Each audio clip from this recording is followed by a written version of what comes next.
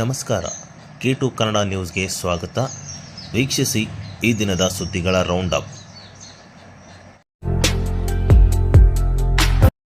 ರಾಯಚೂರು ನಗರ block Congress ಸಮಿತಿಯ ಅಧ್ಯಕ್ಷರನ್ನಾಗಿ ನೇಮಕ ಮಾಡಲು ಕಾರಣೀಭೂತರಾದ ಕಾಂಗ್ರೆಸ್ ಪಕ್ಷದ ಹಿರಿಯ ಮುಖಂಡರು, ಪದಾಧಿಕಾರಿಗಳು, ಪ್ರತ್ಯಕ್ಷ ಮತ್ತು ಪರೋಕ್ಷವಾಗಿ ಸಹಕರಿಸಿದ ಎಲ್ಲರಿಗೂ ಹೃತ್ಪೂರ್ವಕ ಕೃತಜ್ಞತೆಗಳು. ಎನ್ ಶ್ರೀನಿವಾಸ ರೆಡ್ಡಿ, ಅಧ್ಯಕ್ಷರು, ರಾಯಚೂರು ನಗರ ಬ್ಲಾಕ್ ಕಾಂಗ್ರೆಸ್ ಸಮಿತಿ. ರಾಯಚೂರು ನಗರದಲ್ಲಿ ಏಪ್ರಿಲ್ 23ರಂದು ಜನಾಕ್ರೋಶ ಯಾತ್ರೆ ನಡೆಯಲಿದ್ದು, ಬಿಜೆಪಿ ರಾಜ್ಯಾಧ್ಯಕ್ಷ ಬಿ.ವೈ. ವಿಜಯೇಂದ್ರ ನೇತೃತ್ವದಲ್ಲಿ ಸರ್ಕಾರದ ವಿರುದ್ಧ ಜನಸಾಮಾನ್ಯರ ಆಕ್ರೋಶ ಮೊಳಗಲಿದೆ ಎಂದು ವಿಧಾನ ಪರಿಷತ್ ಸದಸ್ಯ ನವೀನ್ ಕುಮಾರ್ ಹೇಳಿದರು. ಜನಾಕ್ರೋಶ ಯಾತ್ರೆಯಲ್ಲಿ ಸುಮಾರು 10,000 ಜನರು ಸೇರುವ ನಿರೀಕ್ಷೆ ಇದ್ದು, ಬುಧವಾರದಂದು ಸಂಜೆ 4 ಗಂಟೆಗೆ ನಗರದ ಚಂದ್ರಮೌಳೇಶ್ವರ ವೃತ್ತದಿಂದ ಹಳೆ ಜಿಲ್ಲಾಧಿಕಾರಿ ಕಚೇರಿಯವರೆಗೆ ಪಾದಯಾತ್ರೆ ಸಲ್ಲಿಸಿದ್ದು, ನಂತರ ಟಿಪ್ಪು ಸುಲ್ತಾನ್ ಉದ್ಯಾನವನದಲ್ಲಿ ಬಹಿರಂಗ ಸಭೆ ನಡೆಯಲಿದೆ. ರಾಜ್ಯ ಸರ್ಕಾರ ಎಸ್ಸಿಪಿ ಟಿಎಸ್ಟಿಯ ಸುಮಾರು 39,000 ಕೋಟಿ ರೂಪಾಯಿ ಬೇರೆಡೆ ಮಾರ್ಗಯಿಸುವ ಮೂಲಕ ಎಸ್ಸಿ ಎಸ್ಟಿ ಸಮುದಾಯಕ್ಕೆ ಅನ್ಯಾಯ ಮಾಡಿದೆ. ಪೆಟ್ರೋಲ್ ಡೀಸೆಲ್ ಬೆಲೆ ಕೇಂದ್ರ ಸರ್ಕಾರ ಇಳಿಸಿದಾಗ್ಯೂ ರಾಜ್ಯ ಸರ್ಕಾರ ಬೆಲೆ ತಗ್ಗಿಸದೆ ಕೇಂದ್ರದ ಮೇಲೆ ಬೆಲೆ ಏರಿಕೆ ಆರೋಪ ಮಾಡುವುದು ಎಷ್ಟು ಸರಿ ಎಂದರು.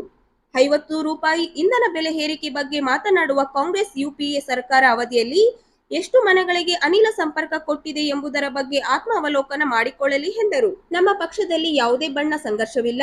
ಯತ್ನಾಳ್ ಉಚ್ಚಟಾಣೆ ಪಕ್ಷದ ಪರಿಶಿಷ್ಟ ತೀರ್ಮಾನ ನಮ್ಮ ಪಕ್ಷದಲ್ಲಿ ಎಲ್ಲರೂ ಒಗ್ಗಟ್ಟಾಗಿ ಇದ್ದೇವೆ ಎಂದರು. 3-4 ದಿನಗಳಲ್ಲಿ ಇಡೀ ಜಿಲ್ಲಾದ್ಯಂತ ನಮ್ಮ ಎಲ್ಲ ಗ್ರಾಮಗಳಲ್ಲಿ ಇದ್ರ ಬಗ್ಗೆ ಜನಜಾಗೃತಿಯನ್ನ ಮೂಡಿಸೋದ್ರ ಜೊತೆಗೆ ಹೋರಾಟಕ್ಕೆ ಅತಿ ಹೆಚ್ಚಿನ ಸಂಖ್ಯೆಯಲ್ಲಿ ಭಾಗವಹಿಸಬೇಕು ಅಂತೇಳಿ ಇವತ್ತು ನಾವು ಕರೆಯನ್ನು ಕೊಟ್ಟಿದ್ದೇವೆ. ನಮ್ಮ ನಿರೀಕ್ಷೆಗೆ ಮೀರಿ ಜನಸ್ಪಂದನೆ ಇಡೀ ರಾಜ್ಯಾದ್ಯಂತ ಜನಾಕ್ರೋಶ ಯಾತ್ರೆಗೆ ಸಿಗ್ತಾ ಇದೆ.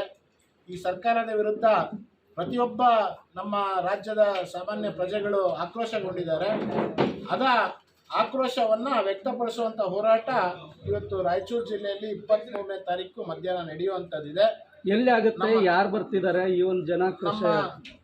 ರಾಜ್ಯಾಧ್ಯಕ್ಷರಾದಂಥ ಬಿ.ವೈ. ವಿಜಯೇಂದ್ರ ಅವರು, ನಮ್ಮ ವಿರೋಧ ಪಕ್ಷದ ನಾಯಕರಾದಂಥ ಆರ್ ಅಶೋಕ್ ಅವರು, ವಿಧಾನ ಪರಿಷತ್ ವಿರೋಧ ಪಕ್ಷದ ನಾಯಕರಾದ ಚಲವಾದಿ ನಾರಾಯಣ ಸ್ವಾಮಿ ಅವರು, ನಮ್ಮ ಕೋರ್ ಕಮಿಟಿಯ ಸದಸ್ಯರು ಗೋವಿಂದ ಕಾರಜೋಳ ಅವರು, ಶ್ರೀರಾಮುಲು ಅವರು, ನಮ್ಮ ಪಕ್ಷದ ಎಲ್ಲ ಮಾನ್ಯ ಮಾಜಿ ಶಾಸಕರು, ಹಾಲಿ ಶಾಸಕರು, ಸಂಸದರು ಈ ಹೋರಾಟದಲ್ಲಿ ಭಾಗವಹಿಸ್ತಾ ಇದ್ದಾರೆ. ಬರ್ಬೋದು ಸರ್. 10,000ಕ್ಕಿಂತ ಹೆಚ್ಚು ಕಾರ್ಯಕರ್ತರು ಮತ್ತು ಸಾರ್ವಜನಿಕರು ಈ ಹೋರಾಟದಲ್ಲಿ ಭಾಗವಹಿಸುವಂಥ ನಿರೀಕ್ಷೆ ಇದೆ. ರಾಯಚೂರಿನಲ್ಲಿ ಚಂದ್ರಮೌಳೇಶ್ವರ ವೃತ್ತದಿಂದ ಪ್ರಾರಂಭ ಆಗಿ ನಮ್ಮ ಪಾದಯಾತ್ರೆ ಹಳೆ DC ಸರ್ಕಲ್ನ ಮುಂದೆ ಇರುವಂಥ ಬೈಲ್ನಲ್ಲಿ ನಮ್ಮ ಬಹಿರಂಗ ಸಭೆ ಆಯೋಜನೆ ಆಗಿದೆ. ಮಧ್ಯಾಹ್ನ 4:30ರಿಂದ ಪಾದಯಾತ್ರೆ ಪ್ರಾರಂಭವಾಗಿ ಸಂಜೆ 7 ಗಂಟೆ ಅಷ್ಟೊತ್ತಿಗೆ ನಮ್ಮ ಬಹಿರಂಗ ಸಭೆ ಮುಕ್ತಾಯ ಆಗಿದೆ. ಜಾತಿ ಗಣತಿ ಬಗ್ಗೆ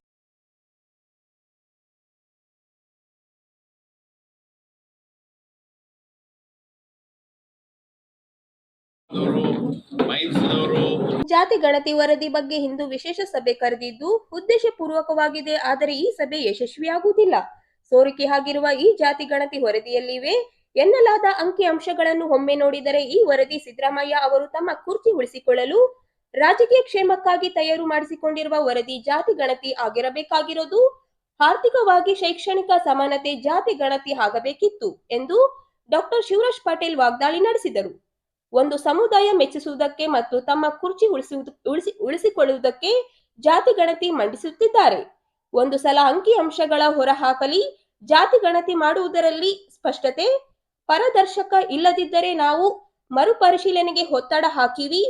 ಪಾರದರ್ಶಕ ಇದೆ, ವೈಜ್ಞಾನಿಕವಾಗಿ ಇದೆ, ಸಾರ್ವಜನಿಕ ವಲಯದಲ್ಲಿ ಇಡಲಿ ಎಂದು ಆಗ್ರಹಿಸಿದರು. ನಮ್ಮ ರಾಜ್ಯದಲ್ಲಿ 7 ಕೋಟಿ ಕನ್ನಡಿಗರು ಇದ್ದಾರೆ. ಸಮೀಕ್ಷೆ ನಡೆಸಿದವರು ಎಷ್ಟು ಮನೆಗಳಿಗೆ ಹೋಗಿದ್ದಾರೆ ಎಂಬ ದಾಖಲೆಗಳು ಇರಬೇಕು. ನಮ್ಮ ಹಾಗೂ ಎಲ್ಲರ ಮನೆಗೆ ಯಾರು ಬಂದು ಸಮೀಕ್ಷೆ ಮಾಡಿಲ್ಲ ಎಂದು ಶಾಸಕರಾದ ಡಾಕ್ಟರ್ ಶಿವರಾಜ್ ಪಟೇಲ್ ತಿಳಿಸಿದರು. ಮತ್ತು ಕೂಡ ಮತ್ತೊಮ್ಮೆ ನೋಟಿಸ್ ಬಂತು, ಅವುಗಳೆಲ್ಲವೂ ಡೈವರ್ಟ್ ಮಾಡಲಿಕ್ಕೆ ಇದನ್ನ ಮತ್ತೆ ಮುಂದೆ ಬಿಟ್ಟಿದ್ದಾರೆ.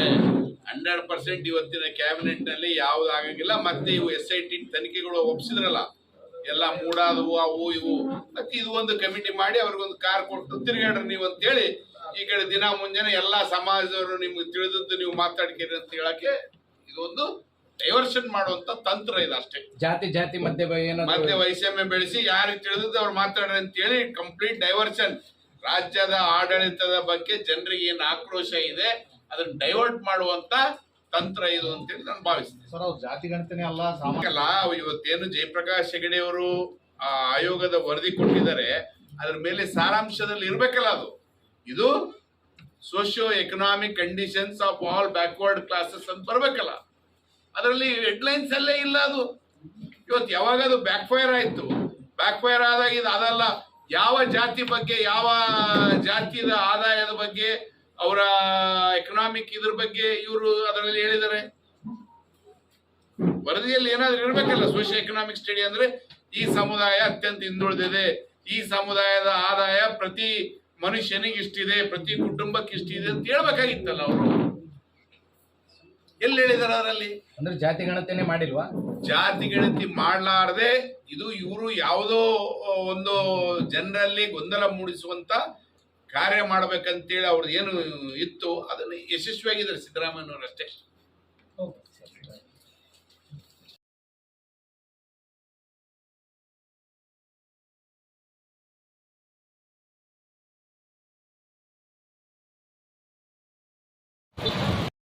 ರಾಯಚೂರು ಜಿಲ್ಲೆಯಲ್ಲಿ ದೇಶ ಪ್ರೇಮಿ ಯುವ ಆಂದೋಲನ ತಂಡದಿಂದ ನಗರದ ಡಾಕ್ಟರ್ ಬಿಆರ್ ಅಂಬೇಡ್ಕರ್ ವೃತ್ತದಿಂದ ಬೈಕ್ ಉಯರ್ಲೆಗೆ ಚಾಲನೆ ನೀಡಿದರು.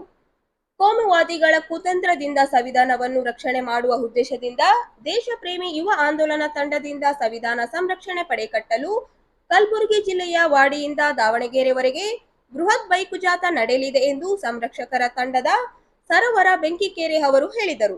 ಅವರಿಂದು ನಗರದ ಸುದ್ದಿಗಾರರೊಂದಿಗೆ ಮಾತನಾಡುತ್ತಾ, ಅಂಬೇಡ್ಕರ್ ರಾಜ್ಯದ ಕಲಬುರಗಿ ಜಿಲ್ಲೆಯ ವಾಡಿಗೆ ಭೇಟಿ ನೀಡಿದ ಸ್ಥಳವಾದ್ದರಿಂದ ಇಲ್ಲಿಂದಲೇ ನಮ್ಮ ಬೈಕ್ ಜಾಥಾ ಪ್ರಾರಂಭಿಸಿದ್ದೇವೆ. ಜಾಥಾದಲ್ಲಿ ವಿದ್ಯಾರ್ಥಿ ಯುವ ಜನರ ಸಮಸ್ಯೆಗಳು ಮತ್ತು ಸಂವಿಧಾನದ ಸಂರಕ್ಷಣೆಯಲ್ಲಿ ಯುವ ಜನರ ಪಾತ್ರದ ಕುರಿತು ಪ್ರಚಾರ ಮಾಡಲಿದ್ದೇವೆ. ಈ ನಮ್ಮ ಬೈಕ್ ಯಾನವು ಏಪ್ರಿಲ್ 14ರಿಂದ ಏಪ್ರಿಲ್ 26ರವರೆಗೆ ನಡೆಯಲಿದ್ದು 20 ಜಿಲ್ಲೆಗಳ ಮೂಲಕ 2000 ಕಿಲೋಮೀಟರ್ ಕ್ರಮಿಸಲಿದ್ದೇವೆ ಎಂದು ಹೇಳಿದರು. ದೇಶಪ್ರೇಮಿ ಯುವ ಆಂದೋಲನವು ಜಾಥಾದ ಉದ್ದಕ್ಕೂ ವಿದ್ಯಾರ್ಥಿ ಯುವ ಜನರ ಸಮಸ್ಯೆಗಳು ಮತ್ತು ಸಂವಿಧಾನದ ಸಂರಕ್ಷಣೆಯಲ್ಲಿ ಯುವ ಜನರ ಪಾತ್ರದ ಕುರಿತು ಹಾಗೂ ಏಪ್ರಿಲ್ 26ರ ಸಮಾವೇಶದ ಪ್ರಚಾರ ನಡೆಯಲಿದೆ ಎಂದರು. ಇದು ಏನಕ್ಕೋಸ್ಕರ ಮಾಡ್ತಾ ಇದೀವಿ ಅಂತ ಹೇಳಿದ್ರೆ, ಸಂವಿಧಾನ ರಕ್ಷಕರ ದೊಡ್ಡ ಒಂದು ಸಮಾವೇಶ ದಾವಣಗೆರೆಯಲ್ಲಿ 26ನೇ ತಾರೀಕು ನಡೀತಾ ಇದೆ. ಇದ್ರ ಭಾಗವಾಗಿ ನಾವು ಯುವ ಜನರು ಉದ್ಯೋಗ, ಶಿಕ್ಷಣ ಮತ್ತು ಸೌಹಾರ್ದತೆ ಇರ್ತಕ್ಕಂಥ ದೇಶದ ನಿರ್ಮಾಣಕ್ಕೋಸ್ಕರ ಪಣ ತೊಟ್ಟಿರ್ತಕ್ಕಂಥ ಯುವ ಜನರಿಗೋಸ್ಕರ ನಾವು ಈ ರ್ಯಾಲಿಯನ್ನು ಮಾಡ್ತಾ ಇದ್ದೀವಿ. ಸಂವಿಧಾನದ ಮೌಲ್ಯವನ್ನು ಎತ್ತಿ ಹಿಡಿತಾ ನಾವು ಯುವ ಜನರಿಗೆ ಅಗತ್ಯ ಇರತಕ್ಕಂಥ ಈ ಒಂದು ಶಿಕ್ಷಣ ಮತ್ತು ಉದ್ಯೋಗದ ಕುರಿತಾದ ಡಿಮ್ಯಾಂಡನ್ನು ಇಟ್ಕೊಂಡು ನಾವು ಈ ರ್ಯಾಲಿಯನ್ನು ಮಾಡ್ತಾ ಇದ್ದೀವಿ. 14ರಿಂದ 26 ದಾವಣಗೆರೆ ದೊಡ್ಡ ಸಮಾವೇಶ ನಡೀತಾ ಇದೆ. ಹೆಂಗೆ ಯಾವ್ಯಾವ ರೂಟಲ್ಲಿ ಹೋಗ್ತಾರೆ? ಈಗ ನಾವು ಬೀದರಲ್ಲಿ ಕಲಬುರಗಿಯಲ್ಲಿ ಶುರುವಾಯಿತು, ಬೀದರ್ಗೆ ಹೋಗಿದ್ವಿ. ಬೀದರಿಂದ ಮತ್ತೆ ನಿನ್ನೆ ನಾವು ಕಲಬುರಗಿ ಮತ್ತು ಇವತ್ತು ನಾವು ರ್ಯಾಲಿ ಇದ್ದೀವಿ. ಮುಂದೆ ನಾವು ಡಿಸ್ಟಿಕ್ಕು, ದಕ್ಷಿಣ ಕನ್ನಡ, ಚಿಕ್ಕಮಗಳೂರು, ಶಿವಮೊಗ್ಗ, ಭದ್ರಾವತಿ, ಚಿತ್ರದುರ್ಗ ಮಾರ್ಗವಾಗಿ ನಾವು ಮತ್ತೆ ದಾವಣಗೆರೆಗೆ ಬರ್ತಾ ಇದ್ದೀವಿ.